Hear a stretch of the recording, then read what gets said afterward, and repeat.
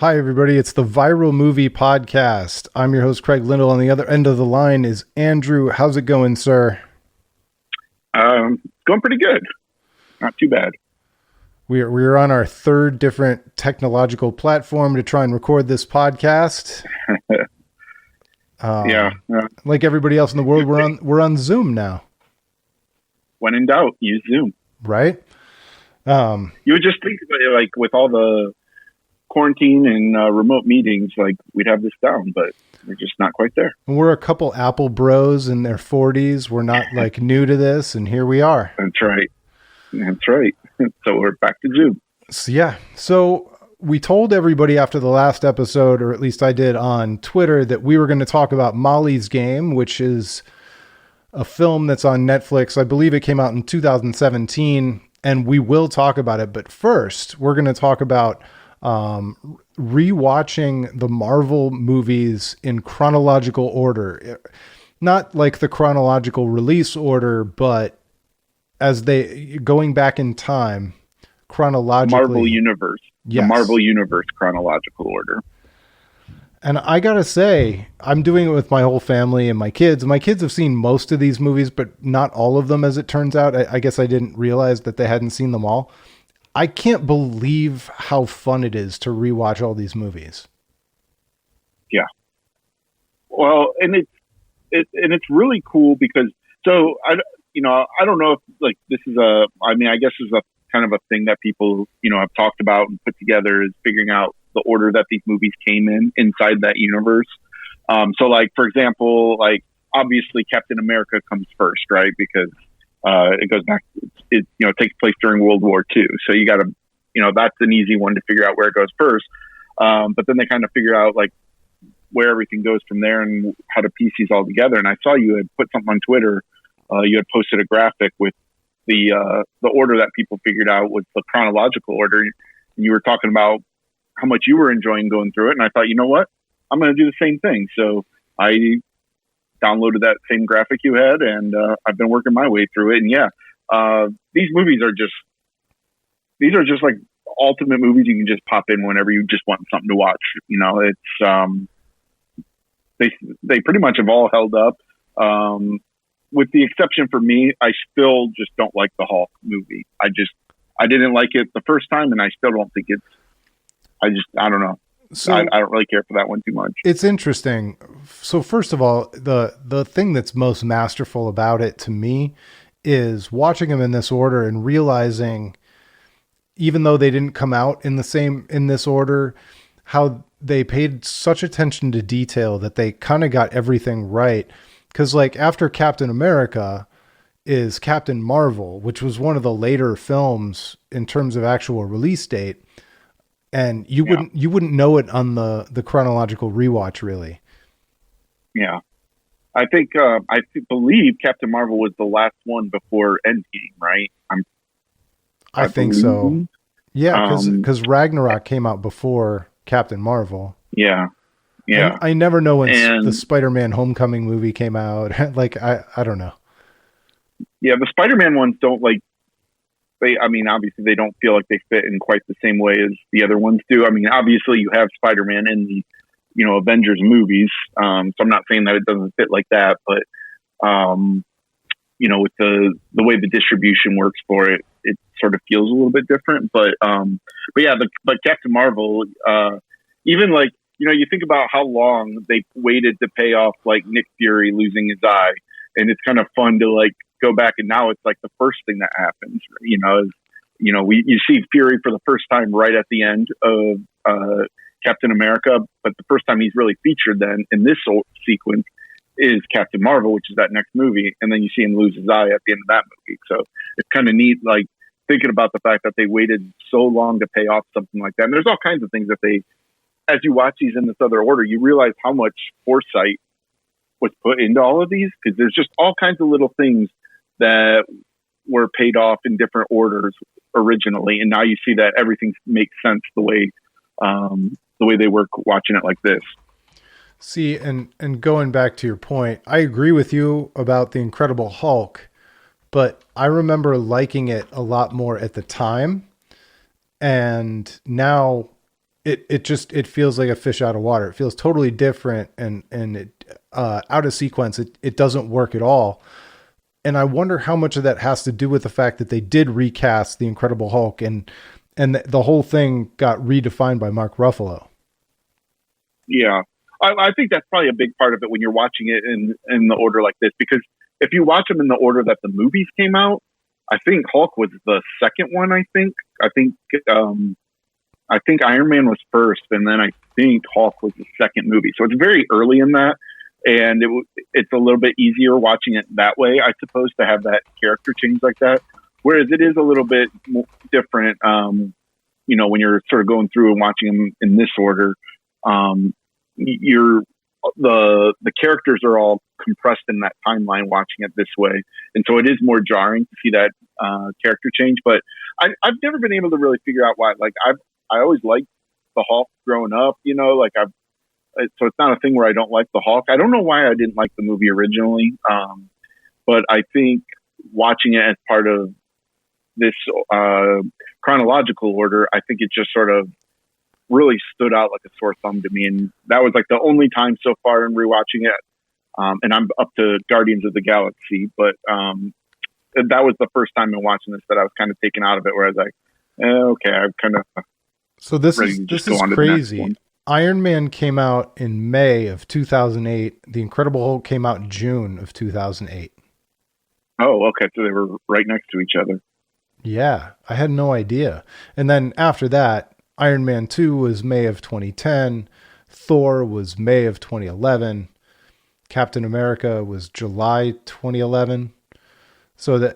And then they brought back their May timeline for the first Avengers movie.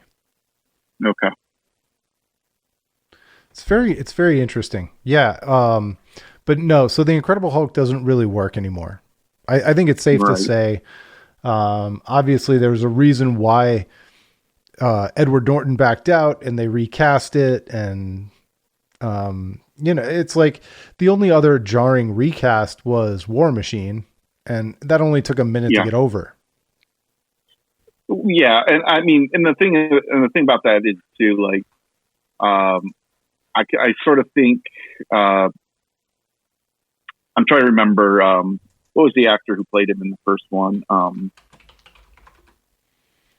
gosh, I have to look it up. His name is escaping me. I can't think of what his name is, but he wasn't War Machine yet in that movie, right? He was just Terrence Howard, he was replaced by Don Cheadle. Yeah, Terrence Howard. Yep, exactly. So, and he was good too. But then obviously, you move on to Don Cheadle, who's absolutely awesome in that role, and by the time you get to Iron Man 2, that's when he becomes War Machine, and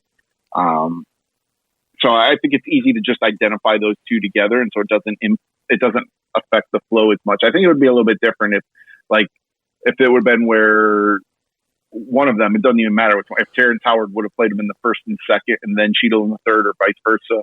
I think it would have been a little bit more of a disconnect. But the way it works, it's kind of like easy to compartmentalize that change. So, but yeah, I think that's another thing too, is that they were able to get such a buy-in from all of these actors to play these roles for so long. That's a huge time commitment to, if you're Robert Downey Jr. to put, you said, what was it? 2010 was Iron Man. 2008. So from 2010 to 2019, he's been playing Iron Man in these movies. Yeah, he played Iron Man for the first time in 2008. Yeah. So, yeah.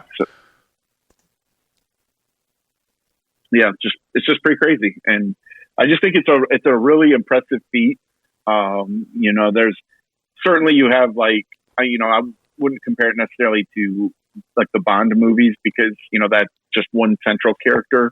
But I do think in terms of having this long of a sequence in this many movies, it's very hard, I think, to keep everybody as interested for as long as they have, and over this course of as many movies as they have.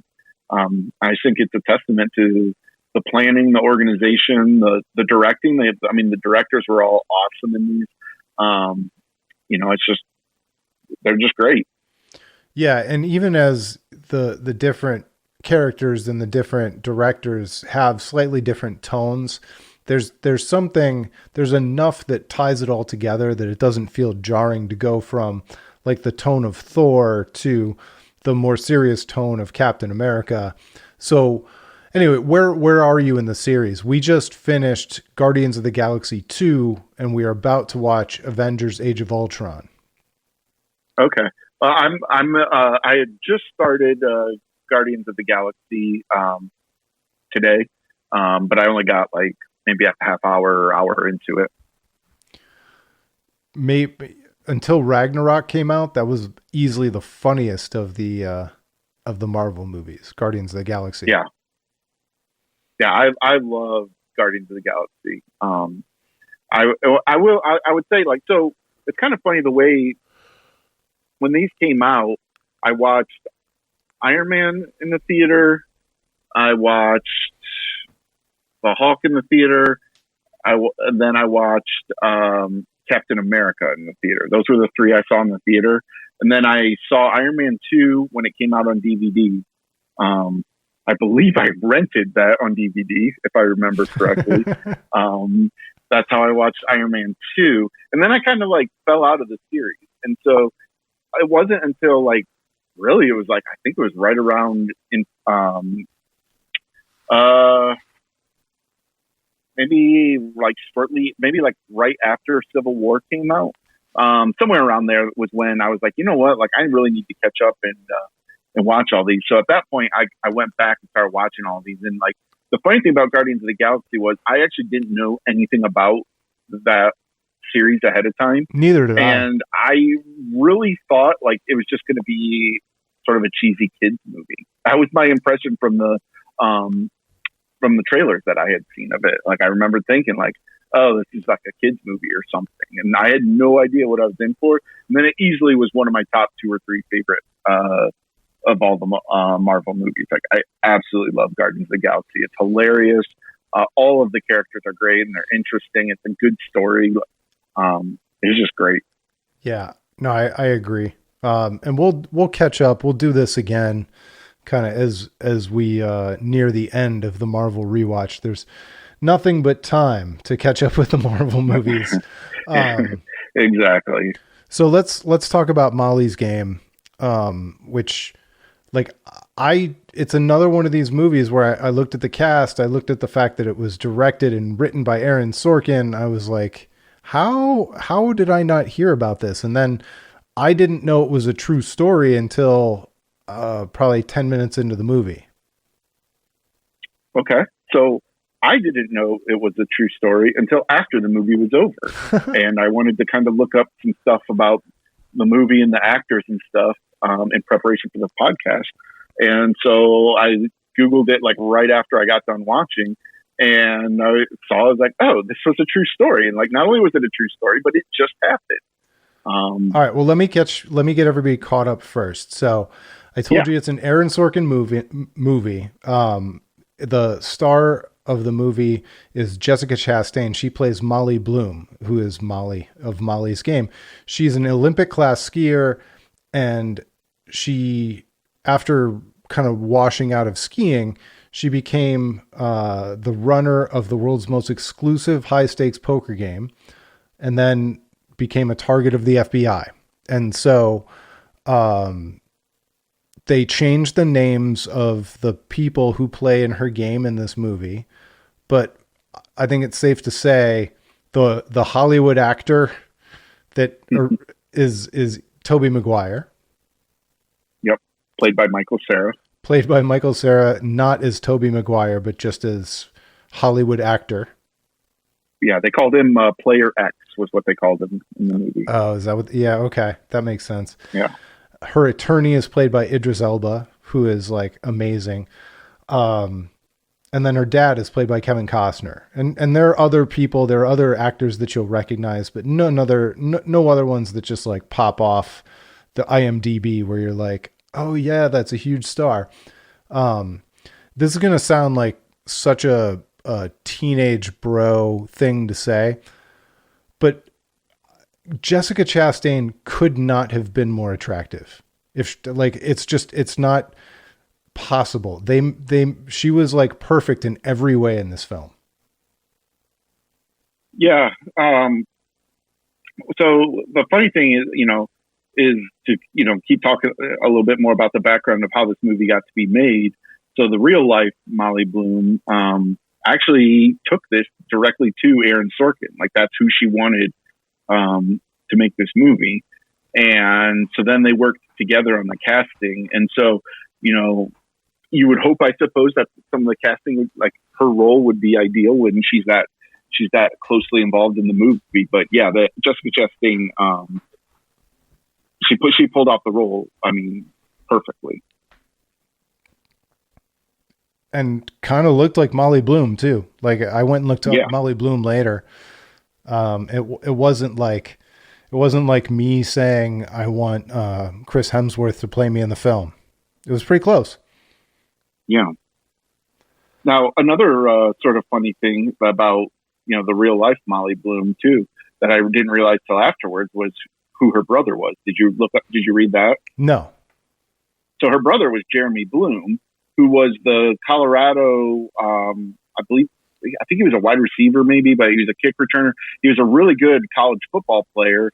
But I remember he sued the NCAA because there was an eligibility issue with his skiing, with the endorsements in his skiing. And I remember that case, the Jeremy Bloom case. And I just never put two and two together. In the movie, well, like I said, first of all, I didn't know it was a true story. But second of all, she had mentioned something in the movie about her brothers, being better athletes than she was. It was mentioned at one point. And then it was only in looking up afterwards, it was like, oh, okay. So her brother was actually heavily really in the news as well, for that case, which he ended up losing to the NCAA. He lost his college football eligibility. And I think, if I remember correctly, I think there was even a lot of outcry against the NCAA for that. I feel like I remember monologues on ESPN from talking heads that, sort of decrying the NCAA doing this to him. So it's just kind of interesting, how all of this is really very recent history. Yeah, I didn't realize that. I picked it because it was a poker movie and it had Aaron Sorkin, and I was like, oh, a poker movie. And on it, probably only the first half hour, 45 minutes was a lot of poker, but it just goes to show I'm giving away one of my $1 billion ideas. I thought that you should set up a production house, kind of like what, Tyler Perry has down in Atlanta, where he makes films that are like Tyler Perry films. I think you should make a TV and movie production company that makes just poker movies, poker stories. Because dude, I would be all in. I'd be all in on that. Because, and the funny thing is too, I'd taken some notes while I was watching, and my very first note that I took was, this feels a lot like Rounders, only this is like the Rounders after the popularization of poker. So Rounders is very much when poker was underground. It had not exploded. The World Series of Poker was not popular yet. This is the pre-Chris Moneymaker winning the World Series of Poker. And so my initial impression as I started watching Molly's game was, I was like, oh, this is like a post-Moneymaker Rounders. And so what's funny is it goes from a poker movie, then it turns into a crime movie, and then all of a sudden, right at the end, it gets really emotional. It gets into really dealing with family issues and status, and even maybe perhaps touching on feminism a little bit. It goes into all these really deep, heavy territory. So it was really cool the way this movie sort of weaved through sort of almost different styles as it went along. Yeah, it was a full-on courtroom drama. They never allowed any sexual tension between Molly and her attorney, which I kept waiting for. Which was kind of nice, actually. They ended up having, pushing the relationship between Molly and her attorney's daughter, which I thought was interesting. And so overall, I really liked this. I think even though this movie wasn't straight to Netflix, this is the kind of movie that was built for streaming. There's very little reason why you need to see it on the big screen. But these are stories that are fun, that are interesting, that should get made. Yeah. Uh, and this would be a long movie to see in the theater too. Like Well, it's not an action movie. I was going to talk about that too. I thought it was too long. I thought they really should have left some things on the cutting room floor because it Yep. 2 hours and 20 minutes. Yeah, I think this I think a lot of some of the stuff after Michael Cera's character sort of blows up her Los Angeles game. From that point until the point that she's in the courtroom, there was a lot of parts in that probably could have been condensed a little bit. Her New York game really they really stretched a lot of that out. But also it's Aaron Sorkin, so he's got a lot to say. He's going to write a lot of dialogue, and you got to get through it. So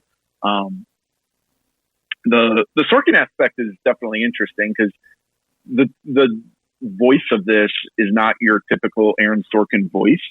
In as much as obviously he didn't write this. Well, I mean, he didn't write the original story. Like these are real life characters. Like the real life Molly Bloom wrote the book that this was based on. So he had a lot of starting material to work with.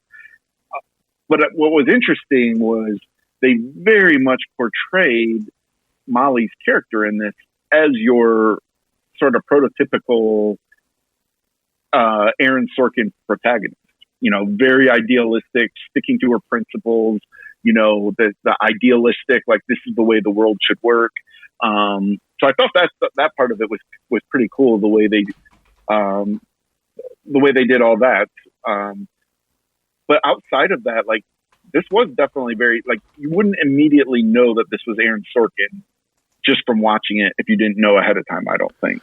No, it did have a little bit of that machine gun patter, but not to the same degree as like The West Wing or stuff that that is distinctly Aaron Sorkin. You can tell it's Aaron Sorkin, but it's not going to end up in one of those make fun of Aaron Sorkin highlight reels because he reuses his own lines and stuff.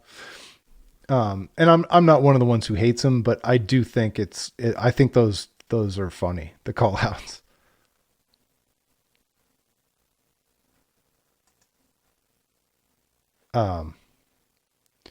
So overall, you liked it a lot. What were your criticisms?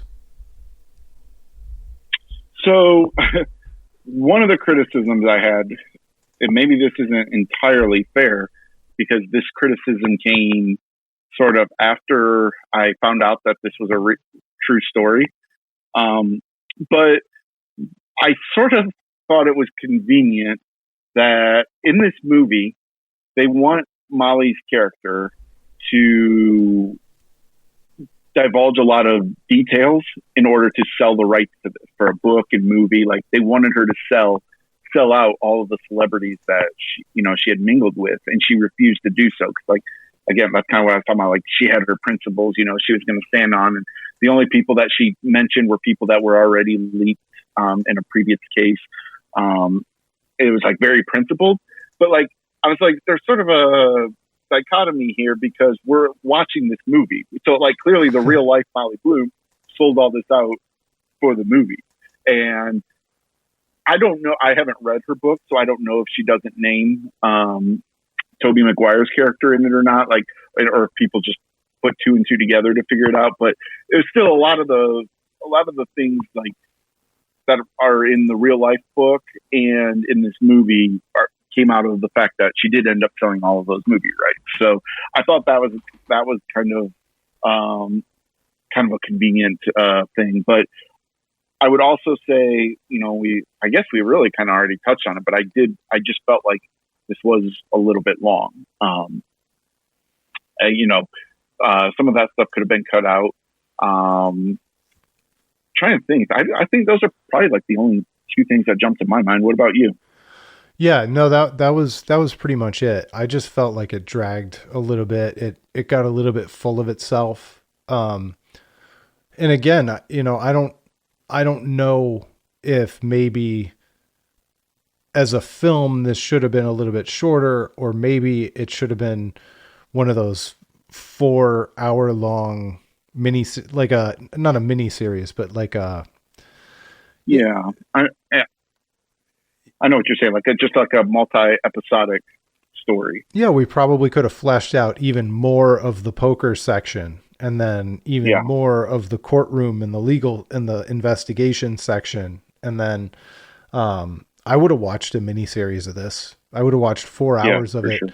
It's so weird where I'm sitting here, I'm telling you it was too long as a movie, but I definitely would have watched a 4-episode or 6-episode TV show. Because when it broke it up in an episode, you don't have to sit there in the full 2-hour block. Yeah, I think because that's the thing. Like this asks you to sit there for 2 hours.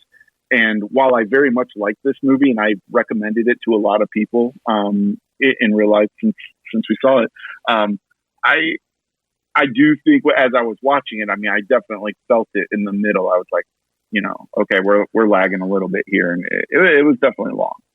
And I think if it's episodic, you can whether they're 40 minutes, half hour, an hour, whatever it is, but then you can sort of more easily break it up into pieces. So last but not least, this, and I don't remember if we talked about this when we selected it, but this is a perfect score or near perfect score on Rotten Tomatoes, where 82% for the critics and 84% for the audience. Oh, wow. Okay. I was surprised the critics were so high. I would have thought the critics would have been lower on this one. Like not like horrible, but I would have guessed the critics were going to be like 55 or 60. Critics very much like to take their shots at Sorkin when they can too. Oh, that's a good point. I mean, I'm a huge Sorkin fan. I love The West Wing. The Newsroom is one of my all-time favorite shows. I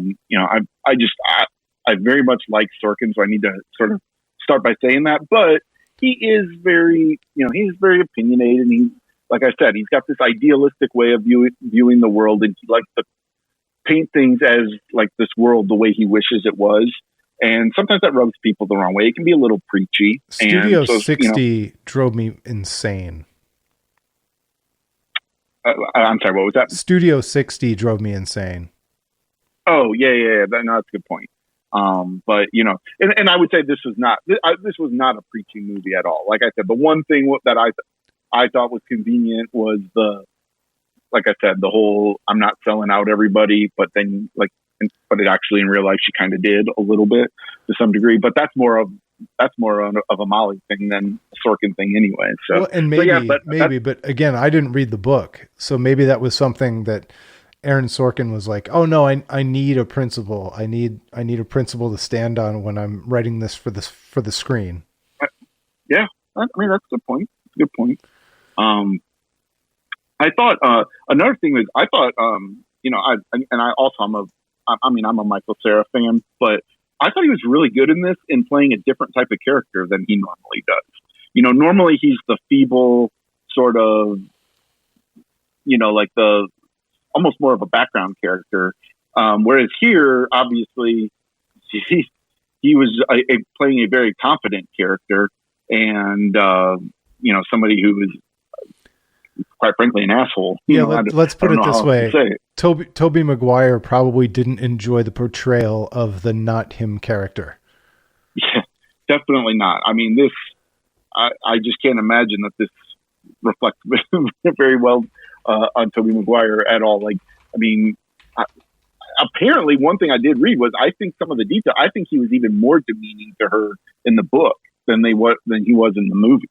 I think that's, maybe one of the things they kind of shortened, but some of the things I was reading about this sort of implied that in real life, Tobey Maguire is kind of an asshole, and I thought Michael Cera portrayed it really well, and it's kind of a different kind of character for him.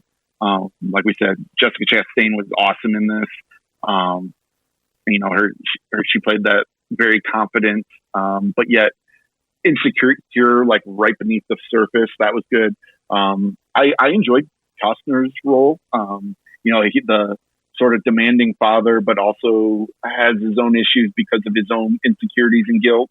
All of this sort of swirling, around that sort of gets resolved at the end. So I see why like a lot of people liked it, and I see why the critics did like it. But like I said, I just thought maybe that it would have been just slightly more like a 70 from the critics, maybe.